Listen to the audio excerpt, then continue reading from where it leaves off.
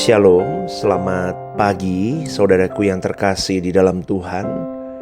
Renungan hari ini didasari di ayat firman Tuhan dalam Mazmur 15 ayat 1 dan 2. Begini firman Tuhan: Tuhan, siapa yang boleh menumpang dalam kemahmu? Yaitu dia yang berlaku tidak bercela, yang melakukan apa yang adil, dan yang mengatakan kebenaran dengan segenap hatinya. Ini firman Tuhan di dalam Mazmur 15 ayat 1-2, saudaraku. Ayat ini mendasari kepada satu kalimat, yaitu integritas. Integritas adalah keselarasan antara apa yang kita percaya, yang kita katakan, dan yang kita lakukan. Itu selaras. Artinya hidup kita tetap sama dengan apa yang kita percayai, dengan apa yang kita katakan, dengan apa yang kita lakukan. Itu senada atau sama, baik saat dilihat orang lain maupun saat tidak ada yang melihat. Amin, saudaraku. Itulah integritas seorang manusia. Dunia sering menilai dari penampilan luar saja. Tetapi ingat, Tuhan itu melihat kedalaman hati seseorang dan kehidupan yang paling tersembunyi seseorang. Maka dari itu, saudaraku, integritas bukan tentang terlihat baik, tetapi dalam tanda kutip benar di hadapan Tuhan. Itulah integritas orang percaya. Bukan untuk terlihat baik, tetapi harus benar di hadapan Allah. Dan di dalam kehidupan sehari-hari, integritas itu diuji dalam hal-hal sederhana. Kita harus berkata jujur meskipun sulit keadaannya, tapi harus jujur. Harus tetap melakukan yang benar meskipun tidak diawasi oleh satu manusia pun. Belajar menepati janji, belajar bertanggung jawab atas semua hal-hal kecil, tugas-tugas kecil, tanggung jawab. Seorang pelayan Tuhan dipanggil bukan hanya untuk melayani, tetapi juga untuk hidup di dalam yang namanya integritas ilahi. Karena tanpa integritas, pelayanan itu akan kehilangan kekuatan, kehilangan kesaksiannya, kehilangan kuasanya. Orang mungkin tidak melihat semua yang kita lakukan, tetapi jangan lupa saudaraku, CCTV Tuhan itu melihat semuanya.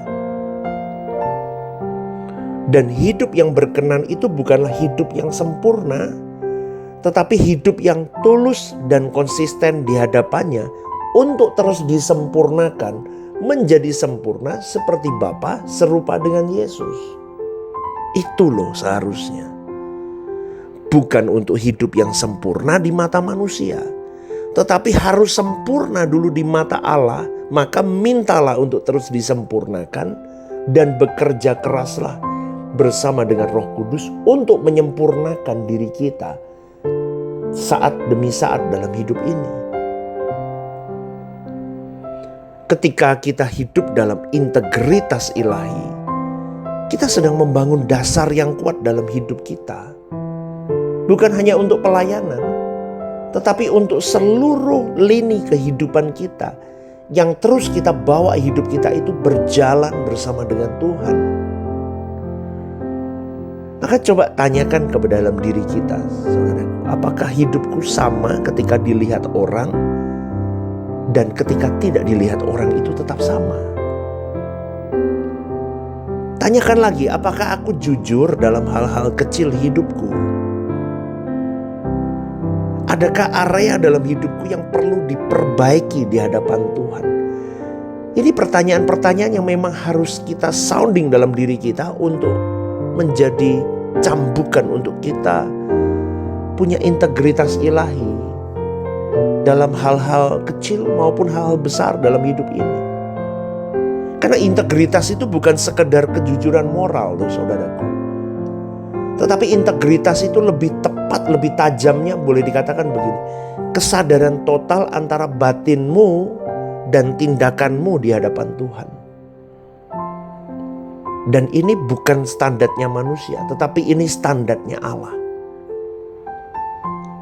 Maka hari ini kalau Anda dan saya mungkin dikatakan orang, karena kita berjuang hidup lurus, dikatakan orang, wah ini cuman ngomong aja, gak bisa ngelakuin dia. Apalagi kalau pendeta, ya kan, saya khotbah begitu kan.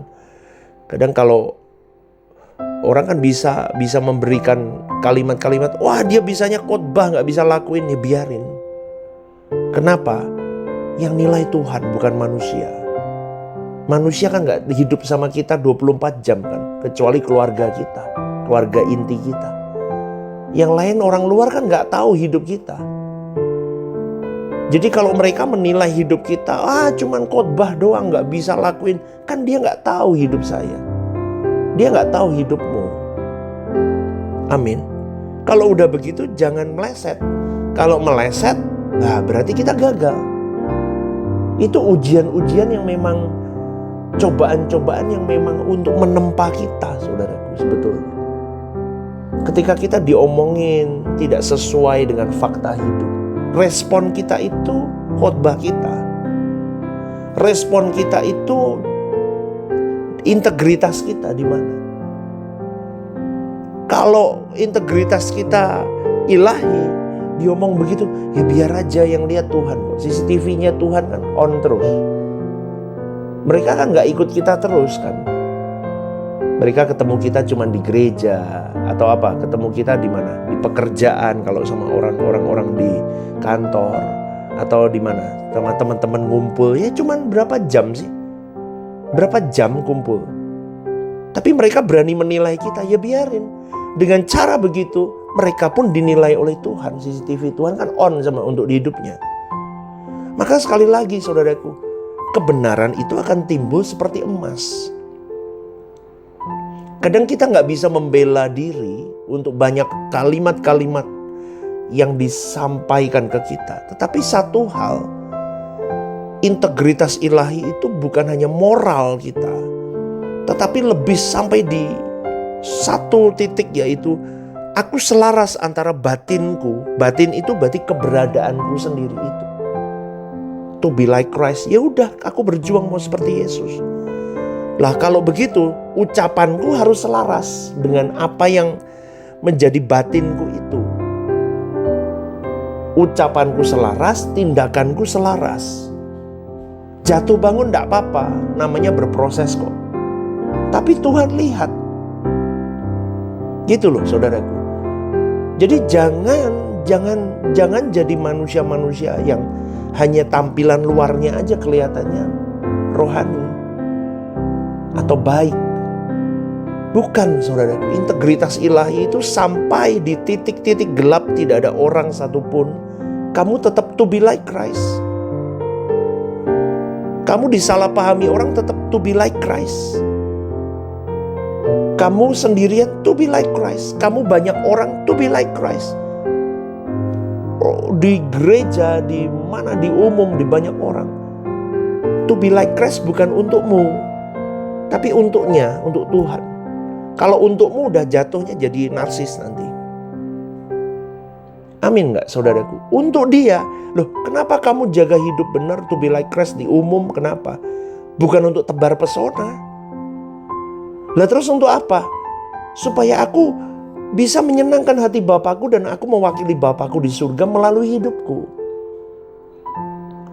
Setiap tindakan, setiap apa yang kita lakukan itu ada pro, ada kontra. Kalau kontra, biarin. Tuhan yang berperang ganti kita. Itu aja saudaraku.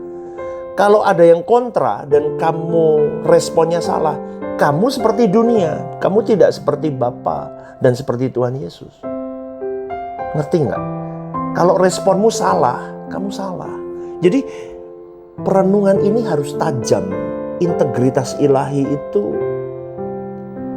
di setiap musim hidup kita tetap stay still, sempurna seperti Bapa, serupa Yesus. Apapun keadaannya.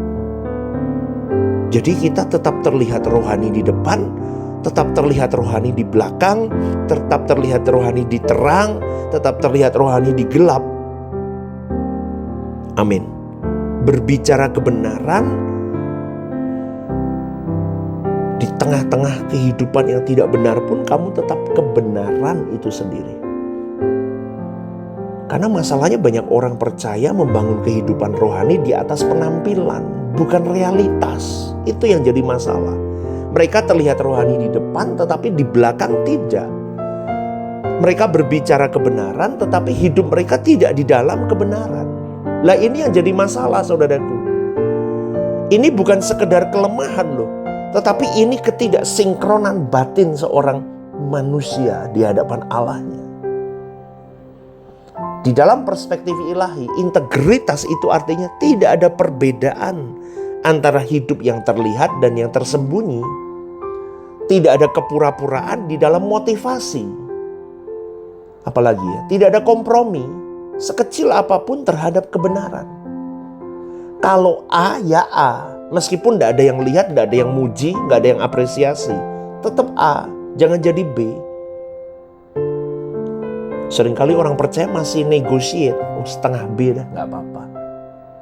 Kenapa ini penting, saudaraku? Karena Tuhan tidak berurusan dengan apa yang kelihatan, tetapi Dia berurusan dengan siapa kita sesungguhnya di kedalaman diri kita. Dan siapa kita yang sesungguhnya terlihat jelas di dalam pikiran yang tidak diketahui orang lain. Pikiran kita yang paling dalam kan gak kelihatan. Keputusan-keputusan kita saat tidak diawasi, Tuhan lihat tuh. Sikap hati kita ketika tidak ada konsekuensi langsung, Tuhan lihat tuh. Maka di titik ini integritas ilahi menjadi sangat mahal. Sebab untuk hidup berintegritas, seseorang harus berani menolak segala keuntungan yang memang tidak benar jalurnya. Aku berani katakan no, sorry, aku gak bisa. Untuk hidup integritas, seseorang harus berani tetap berkata jujur meskipun itu merugikan hidupnya. Dan berani hidup lurus meskipun tidak ada yang menghargai. Ini tidak mungkin dilakukan kalau hidupnya masih berpusat pada dirinya sendiri. Oh, gak mungkin mau. Integritas itu lahir dari hati yang takut akan Tuhan sebetulnya. Bukan takut dihukum, tetapi takut melukai hati Allah, takut menyimpang dari kehendaknya. Ini yang mahal. Tapi itu tantangannya banyak. Nanti ada orang, Allah munafik itu, Allah cuman omong doang itu, Allah cuman khotbah doang, Allah dia gak lakuin apa yang dia khotbahin. Udah biarin, saudaraku, jalan aja. Karena bagi Tuhan yang dinilai bukan pelayanan, tapi hidupmu hari-hari itu loh, 24 jam 7 hari. Orang mau nilai karena dia tidak hidup sama kita, biarin. Tapi keluarga inti kita bisa lihat. Orang-orang dekat kita yang terus di rumah bareng bisa lihat hidup kita. Maka bangun integritas itu di hadapan Allah dan di hadapan itu keluarga intimu. Integritas bukan dibangun dalam satu keputusan besar, tetapi dalam ribuan keputusan kecil tapi konsisten. Katakan amin, saudaraku. Disitulah kualitas seseorang ditentukan. Kalau dalam pelayanan, saudaraku, kita tidak boleh bedakan mana orang yang punya uang dan tidak punya uang. Lah, keputusan-keputusanmu kan kelihatan. Kamu mata duitan apa enggak kelihatan dari situ. Loh, ini saya ngomong apa adanya, saudaraku. Seorang pemimpin yang berani berkata, berdiri di dalam kebenaran, dia kan kelihatan. Dia lihat uang apa dia berdiri tegak dalam kebenaran.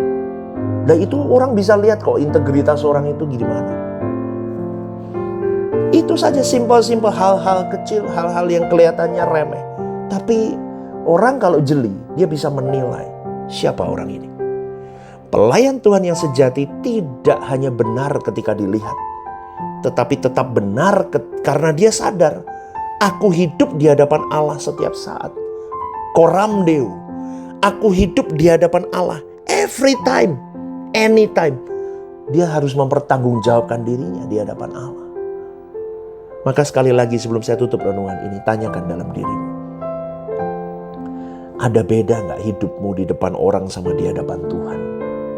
Ayo jawab saudaraku dalam hatimu. Jawab lagi, dalam hal apa aku masih kompromi dengan kebenaran? Udah deh, gak apa-apa lah, gak ada yang lihat kok. Dan yang terakhir, apakah aku lebih takut penilaian manusia lain, atau aku lebih takut dengan penilaian Tuhan? Semoga renungan ini membukakan mata kita. Maju terus Rehoboth Semarang. Semua para pelayan Tuhan, jemaat Tuhan Rehoboth Semarang, saya berdoa kita punya integritas ilahi. Keberadaan kita mewakili Bapa. Selamat pagi, GSKI Rehoboth Semarang, One Vision, One Heart for Harvesting. God bless you. Shalom saudaraku yang terkasih di dalam Tuhan. Ada program baru yang bernama Are You Okay? Ini adalah program yang memang diadakan bagi saudara-saudari yang rindu atau ingin didoakan.